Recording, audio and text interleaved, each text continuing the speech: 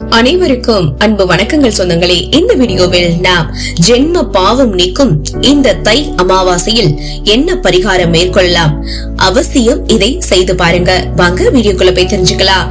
பொதுவா நம்ம முன்னோர்கள் பல நம்பிக்கைகளை அந்த காலம் முதல் பின்பற்றிட்டு வந்திருக்காங்க. இதன்படி அமாவாசை, பௌர்ணமி ஆகிய தினங்களில் தெய்வ சக்தி அதிகமாக இருக்கும்.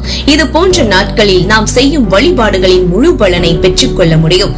தான தர்மங்கள் செய்தால் நமக்கு அளவில்லா பலனும் கிடைக்கும். அதிலும் குறிப்பாக அமாவாசை தினங்களில் நாம் செய்யக்கூடிய எந்த ஒரு செயலும் எமது முன்னோர்களின் அருளால் சிறப்பாக நடக்கும் என்ற ஐதீகமும் இருக்கின்றது.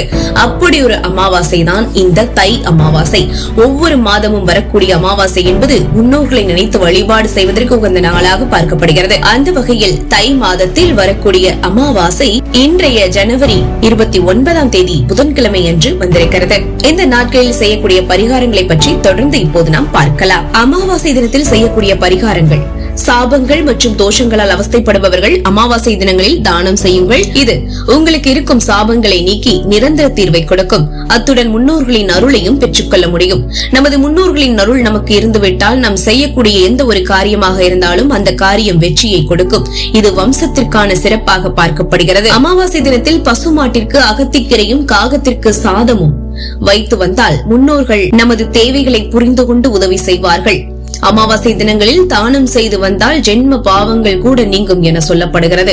பசுமாட்டிற்கு எள்ளு புண்ணாக்கு வாங்கி கொடுக்க வேண்டும். அதே போன்று காகத்திற்கு எல்லை பொடி செய்து அதனுடன் ஏதாவது ஒரு இனிப்பை சேர்த்து உருண்டையாக்கி எள்ளுருண்டையாக தானம் கொடுக்க வேண்டும். இது உங்களுக்கு தேவையான பலனை முழுமையாக கொடுக்கிறது. என்ன சொந்தங்களே, ஜென்ம பாவத்தை நீக்கும் தை அமாவாசை பரிகாரத்தை பத்தி தெரிஞ்சிருப்பீங்க நம்புறேன்.